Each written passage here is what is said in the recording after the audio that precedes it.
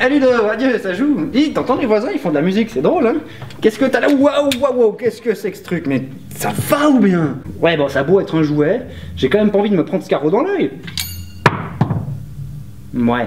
Bon, qu'est-ce que t'as là pour moi? Shadowhunters. Ah, mais du coup, c'est ça l'arbalète, tu t'es pris pour un chasseur de vampires. Andouille. Pour d'autres, que c'est vrai que t'as déjà un avantage physique dans le domaine. Oh, je pense pas à ta coupe Van Helsing, non, je pense plutôt à ton Allendale.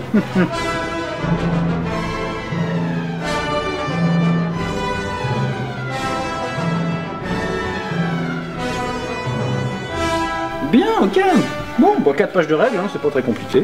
Alors, c'est un petit jeu à identité secrète fort sympathique, avec une morale digne des plus grands philosophes. Dans le doute, tu tapes. Bon, ça va, on va voir ça. Bien, alors on commence par placer le plateau au milieu de la table et on trie toutes les cartes selon leur dos. Les cartes de lieu, on les mélange et on les place aléatoirement sur ces 6 cases du plateau. Ensuite, les cartes noires, vertes et blanches, tu les mélanges séparément et tu les mets de ce côté du plateau pour constituer les pioches de leurs couleurs respectives. Les 3 emplacements en face ici, ça servira pour leur défausse. Chaque joueur choisit une couleur et place un cube de sa couleur au milieu du plateau comme marqueur de position et l'autre sur la case 0 du bafomètre. On trie les cartes personnages selon leur allégeance, Hunter, Shadow et Neutre, et on en sélectionne au hasard un certain nombre de chaque selon ce tableau, afin de constituer la pioche des personnages que l'on mélange et dont on distribue à chaque joueur une carte. Face cachée, c'est l'identité secrète du joueur. On désigne un premier joueur et c'est parti. À son tour de jeu, on a 3 choses à faire. La première est obligatoire, on doit se déplacer. Ensuite, on peut utiliser le lieu sur lequel on arrive et finalement on peut taper quelqu'un pour autant qu'il y ait quelqu'un à porter et qu'on le veuille. Alors pour se déplacer, on lance les 2 dés et on additionne leurs résultats. Ah, t'as jamais vu de D4? Bah voilà, c'est un tétraèdre quoi. Sur ce modèle-là, on lit le chiffre en bas. Il y en a d'autres où on lit le chiffre à la pointe. Et si t'es un petit peu observateur, t'auras remarqué que sur les cartes de lieu, il n'y a pas le chiffre 7.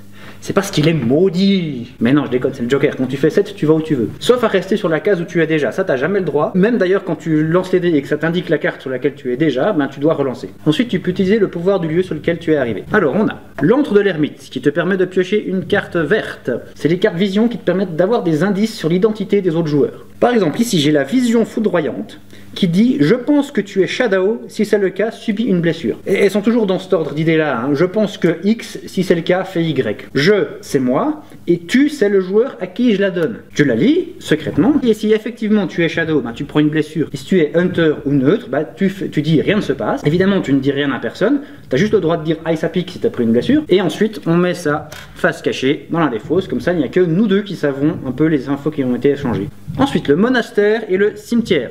En gros, c'est la même chose, sauf que le monastère c'est pour les cartes blanches et le cimetière c'est pour les cartes noires. Donc le principe, tu tires une des cartes de la couleur en question, tu peux la montrer direct parce que ça a effet immédiat, contrairement aux cartes vertes, il n'y a pas de secret là-dessus, et puis tu appliques l'effet. Il y a 2 types de cartes, il y a des équipements comme ici, et il y a des sorts comme celui-là. Les sorts sont à usage unique, tu les fais tout de suite, tu lis ce qui est marqué, et les équipements, tu les gardes, c'est des permanents, qui s'accumulent et donc leur pouvoir se combine. Ouais, tu peux utiliser à la fois un flingue, une mitraillette, un katana, une tronçonneuse, tout en étant protégé par une armure et une amulette.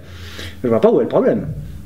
A noter qu'on ne peut pas échapper aux effets de ces cartes. Hein. Une fois que tu as choisi de piocher, t'assumes. Pareil pour les équipements, t'as pas le droit de les donner volontairement à quelqu'un d'autre. On ne peut que te les voler. Voilà. Donc dans les cartes blanches, on a généralement des protections comme cette armure ou des soins. Et dans les cartes noires, on a généralement des armes comme cette magnifique tronçonneuse et des sorts d'attaque. Mais il y a des surprises dans les 2 cas. Ensuite, on a la porte de l'outre-monde ici qui te permet de piocher une carte de la couleur de ton choix. Si tu es un peu tacticien, tu vas vouloir prendre une carte verte pour avoir des informations sur les autres joueurs. Mais bon, la tactique c'est pour les faibles. En général, on prend des noirs. Je dis ça, je dis rien. Ensuite, la forêt hantée, depuis là, tu peux blesser quelqu'un 2 fois ou soigner quelqu'un 1 fois, n'importe qui, n'importe où sur le plateau, y compris toi-même. Et finalement, le sanctuaire ancien qui te permet de voler une carte équipement à un autre joueur. Et donc, après l'utilisation du lieu, pour finir son tour en beauté, on peut donner une baffe à quelqu'un. On peut taper sur n'importe qui se trouve dans la même région que soi, c'est-à-dire le même groupe de 2 cartes. Tu désignes ta cible, tu lances les 2 dés, et cette fois-ci, c'est la différence en valeur absolue qui indique les dégâts subis. À propos des dégâts, justement, donc à chaque fois que tu en subis ou que tu en soignes, tu ajustes ton marqueur de dégâts sur le bafomètre. C'est cette espèce d'ammonite ici. Et quand ton marqueur atteint la case avec l'initiale du prénom de ton personnage, t'es mort. À ce moment-là, tu te révèles si ce n'était pas déjà fait.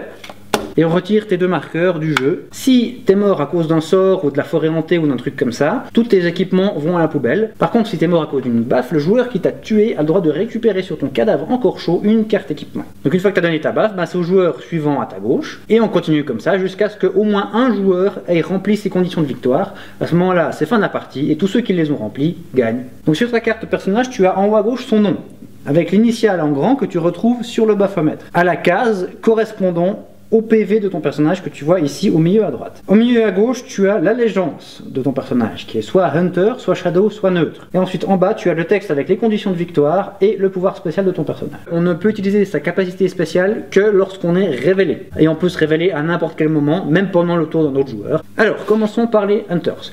Ils ont tous les mêmes conditions de victoire, c'est que tous les Shadows soient morts, d'une manière ou d'une autre. Amy, elle, son pouvoir c'est de se téléporter. Elle peut, à la place de lancer les dés, décider d'aller sur la case à sa gauche ou à sa droite. Nous avons Franklin qui a le pouvoir de la foudre, comme l'empereur Palpatine, qui peut une fois par partie, au début de son tour, attaquer un joueur n'importe où sur le plateau en lançant un d 6 de dégâts. Et George, le démolitionneur, qui est à peu près la même chose, mais avec un d 4. Et ensuite les Shadows, comme les Hunters, ils jouent en équipe, et évidemment leur but c'est que tous les Hunters soient morts, ou 3 neutres s'il y a 3 neutres en jeu, ce qui n'arrive que à 7 joueurs. Là, nous avons le Métamorphe, c'est le seul qui a le droit de mentir aux cartes vertes, c'est également le seul qui utilise sa capacité face cachée, parce qu'évidemment une fois qu'il est révélé, ça n'a plus aucun intérêt. Le Vampire, qui lui régénère 2 points de vie à chaque fois qu'il fait au moins une blessure par une baffe. Et le Loup-Garou, qui lui, quand on lui donne une baffe, peut riposter immédiatement par une contre-baffe. Ensuite les neutres, alors eux ils ont tous des conditions de victoire différentes, ils jouent vraiment individualistes. Commençons par la petite Ali, qui est celle qui a le moins de points de vie et qui a l'objectif paradoxal de devoir rester en vie jusqu'à la fin du jeu. Et c'est plus dur qu'il n'y paraît. En compensation, elle peut se soigner complètement une fois par partie. Ensuite nous avons Bob, qui n'est pas bricoleur mais collectionneur. Son objectif c'est d'avoir 5 équipements. Et sa capacité c'est que quand il donne une baffe qui fait au moins 2 dégâts, il peut décider d'annuler les dégâts pour à la place voler un équipement à ce joueur. Donc nous avons Charles le psychopathe qui lui doit tuer de ses propres mains avec une baffe un joueur quand il y a eu déjà 2 morts ou plus. Et comme capacité il peut se rendre berserk, c'est-à-dire que quand il a tapé quelqu'un, il peut choisir de s'auto-infliger 2 blessures pour retaper ce même joueur. Et finalement Daniel le dépressif qui doit être le premier à mourir, c'est plus dur qu'il n'y paraît. Sa capacité spéciale elle est un peu emmerdante, c'est qu'il doit se révéler quand quelqu'un d'autre meurt en premier. À ce moment-là il gagne avec les Hunters. Et voilà, on a déjà fait le tour. Tu veux? Bah ça sera pas long hein. Donc au début du jeu tu reçois un perso face cachée, à ton tour tu te déplaces par addition, tu utilises ton lieu, tu tapes par soustraction, dès que quelqu'un a rempli ses conditions de victoire, fin de la partie il gagne. Voilà.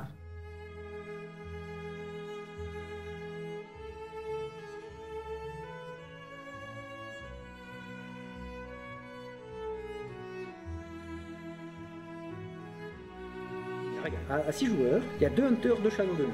Donc si toi-même t'es Hunter, le gars qui est à côté de toi, il a qu'une chance sur 5 d'être ton copain. C'est plus probablement un ennemi, ou au pire un neutre.